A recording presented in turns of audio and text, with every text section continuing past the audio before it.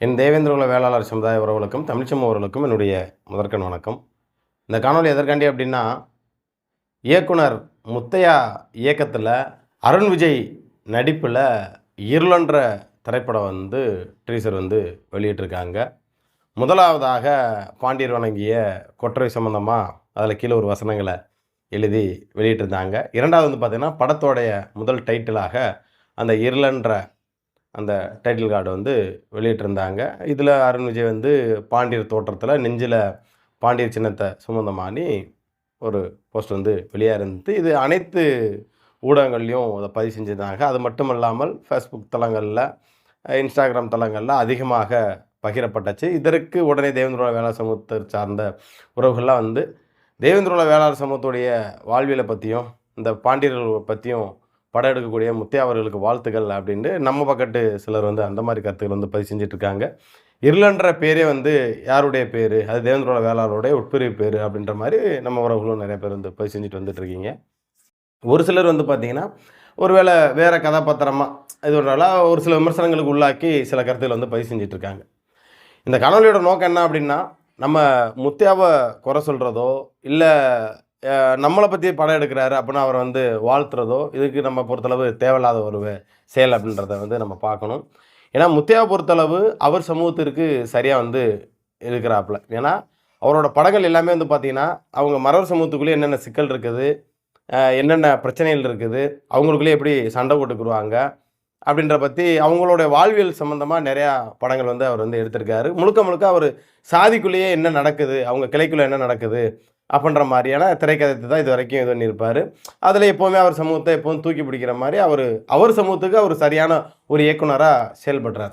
உண்மையிலே அதெல்லாம் பாராட்டக்கூடிய விஷயம் தான். ஸோ இந்த படத்தில் எந்த மாதிரி கதைகளை கொண்டு வந்தாலும் அது பார்த்தீங்கன்னா அதோட கிரெடிட் அவருக்கு தான் சேரும். என்ன தான் நம்மளோட வரலாறு இருக்கிற அப்படி இப்படின்னாலும் அது பெருசாக ஒன்றுமே கிடையாது. ஏன்னா நம்ம சமூகத்தில் இருக்கக்கூடிய இயக்குனர்லாம் படம் எப்படி எடுக்கிறான்றதை நம்ம மக்கள் உணரணும். அதே போல் அவங்க சமூகத்தில் உள்ள இயக்குனர் படத்தை எப்படி எடுக்கிறாங்க அப்படின்றத நம்ம சமூக இளைஞர் உணரணும். அதாவது திரைத்துறையில் முதல்ல ஒரு டைட்டில் கார்டிலே போட்டுருவாங்க, இது அனைத்தும் கற்பனை கதாபாத்திரமே அப்படின்னு போட்டு தான் அந்த படத்தையே தொடங்குவாங்க.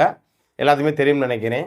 ஒரு இல்லாத ஒரு விஷயத்த திரையரங்குகளில் எங்களுக்கு இது இருக்குன்ற மாதிரி நிறைய இயக்குனர்கள் தன்னுடைய சாதியை பெருமைப்படுத்தி நிறைய விஷயங்கள் எடுக்கிறாங்க.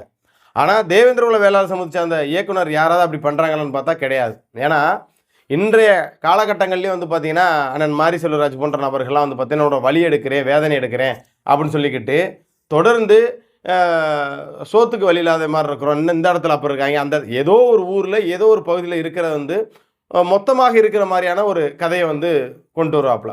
அதுக்கும் ஆதரவு தெரிவித்து நம்ம சமூகத்தில் ஒரு இயக்குனர் வளர்ந்துட்டு போகிறான், அவர் இப்போ தான் மெல்ல மெல்ல வராரு, நம்ம வரலாற்று ரீதியாக பின்னாடி படம் எடுப்பார் அப்படின்னு எதிர்பார்த்தவங்க எத்தனையோ பேருக்கு செருப்பால் அடித்த விதமாக, நான் என்ன இதுக்கு வரலாற்று ரீதியாக படம் எடுக்கணும், நான் என்னோடய வலியில் வேதனை தான் எடுப்பேன், சாதி பிரியம் பேசிட்டு வந்தீங்க அப்படின்னா அதுக்கு மாரி செல்வராஜ் கிடையாது, நான் என்றைக்குமே சாதிக்கு எதிராகத்தான் இருப்பேன் அப்படின்றத வெளிப்படையாகவும் அவர் பேசிட்டார்.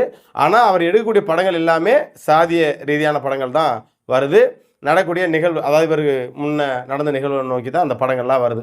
அப்போ அந்த சமூகத்தை சார்ந்த இயக்குனர் அவங்க சமூகத்துக்கு சரியாக இருக்கிறார்.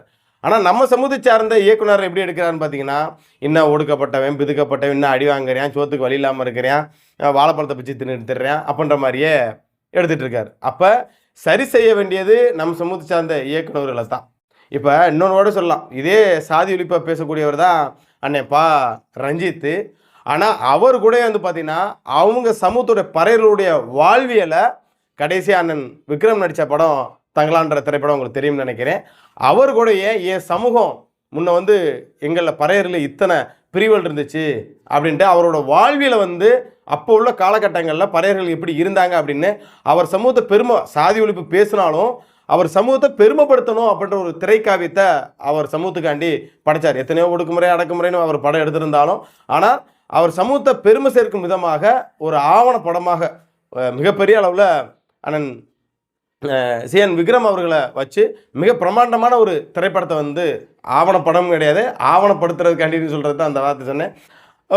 இதுன்ற மாதிரி மிகப்பெரிய அளவில் அந்த படத்தை எடுத்திருந்தாப்புல. அப்போ அவருக்கு கூட பார்த்தீங்கன்னா அந்த உணர்வு இருக்குது. ஆனால் இந்த சமூகத்தில் பிறந்த அண்ணன் மாரி செல்வராஜாக இருக்கட்டும், இல்லை ஏனைய இயக்குநர்களாக இருக்கட்டும், என்ன இந்த எப்படி சொல்கிறது, சாதி ரீதியாக படத்தை கொண்டாடாத, கொடி பிடிச்சி ஆட்டாத, உனக்கு வந்து நான் புத்தகமாக சொல்கிறேன், எல்லாமே சொல்கிறேன்னு சொல்லிவிட்டு, ஆனால் சொல்கிற விஷயங்கள்லாம் வந்து பார்த்தீங்கன்னா, இன்னும் நான் வந்து சோத்துக்கு வழி இல்லாமல் இருக்கேன், நான் அந்த பஞ்சப்பாட்டில் இருக்கேன் அப்படின்ற நிகழ்கால கதையை சொல்கிறேன், நான் 50 வருஷத்துக்கு முன்னாடி இருந்த கதை சொல்கிறேன், 30 வருஷத்துக்கு முன்னாடி இருந்த கதை சொல்கிறேன் அப்படின்றத சொல்லிட்டு வந்துக்கிட்டே இருக்கார். ஸோ நம்ம என்ன சொல்ல வரோம் அப்படின்னா, இன்றைய காலகட்டங்களுக்கு தேவேந்திர குல வேளாளர் சமூகத்துக்கு என்ன தேவை அப்படின்றத நம்ம சமூகத்தை சார்ந்த இயக்குனர் யாராவது சொல்லுவாங்களான்னு பார்த்தா அதுக்கான வாய்ப்புகள் வந்து கிடையாது. கேட்டால் 20 வருஷத்துக்கு முன்னாடி என்ன நினச்சி, 15 வருஷத்துக்கு முன்னாடி என்ன நினச்சி, இப்போ நிகழ்காலத்தில் ஒரு திரைக்கதை வந்து உருவாக்கலாம். ஏன்னா இப்போ மாரி செல்வராஜன் என்ன நினச்சாரு அப்படின்னா, இன்னைக்கு அண்ணன் பா ரஞ்சித் போன்றே அவர் ஒரு திரைக்காவியத்தை வந்து படைக்கலாம்.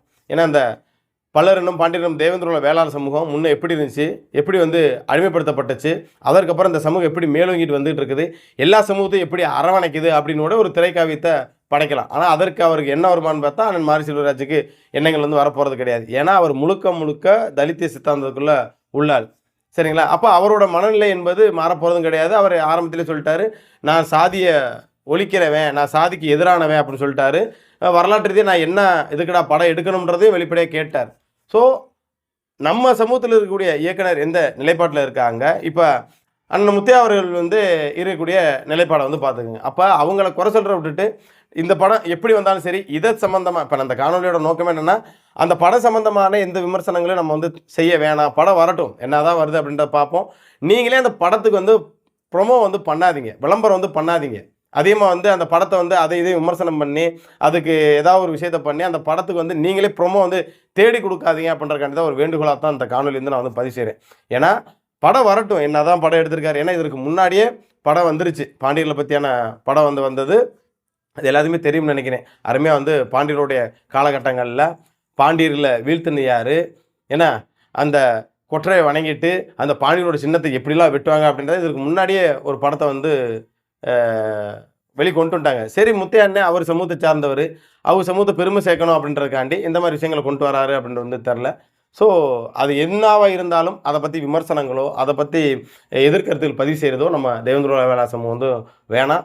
ஏன்னா அது வந்து நீங்களே அந்த படத்துக்கு வந்து எப்படி சொல்கிறது, ஃப்ரீ விளம்பரம் பண்ணுற மாதிரி எனக்கார வந்து தோணுது. ஸோ இதை கடந்துட்டு மீண்டும் நம்ம சொன்ன மாதிரி தான் நம்ம சமூகம் சார்ந்த கருத்துக்கள், நல்ல கருத்துக்களை நம்ம இளைஞர்களுக்கு நல்வழிப்படுத்தக்கூடிய விஷயங்களை வரலாற்று பதிவெல்லாம் நீங்கள் வந்து எழுதுங்க, வேணாம்லாம் சொல்ல வரல. அதே போல் நம்ம சமூக இளைஞர்களுக்கு கல்வி, பொருளாதாரம், அரசியல் இதில் எப்படி நம்ம சமூக இளைஞர்கள் வந்து வரணும், அதுக்கு என்ன நம்ம விஷயங்கள் வந்து உதவி செய்யலாம், அந்த அவங்களை எப்படி வந்து மேன்மைப்படுத்தலாம் அப்படின்ற விஷயத்தை வந்து தொடர்ந்து நம்ம உறவுகள் வந்து சமூக வலைத்தளங்கள் வந்து பயன்படுத்தக்கூடியவர் வந்து பயன்படுத்துங்க.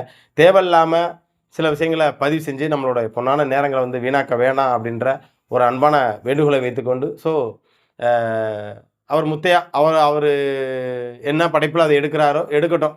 அந்த டைட்டிலுக்கான பேருக்கும் படத்துக்கான பொருத்தம் இருக்குதா அப்படின்றத பொறுத்திருந்து பார்ப்போம். அதற்கப்புறம் அது சம்மந்தமான கருத்துக்கள் யார் வேணாலும் சொல்லலாம். ஒரு படத்தை பார்த்துட்டு அதோட ப்ரிவியூ யார் வேணாலும் சொல்லலாம். ஸோ அதுக்கு வர்றதுக்கு முன்னாடி யாரும் அந்த படத்துக்கு வந்து விளம்பரம் பண்ணாதீங்க அப்படின்றத மீண்டும் ஒரு முறை என் அன்பான தேவேந்திர குல வேளாளர் சமூக உறவுகள்கிட்ட கேட்டுக்கொண்டு மீனவத்தர் காலில் சந்திக்கிறேன். நன்றி.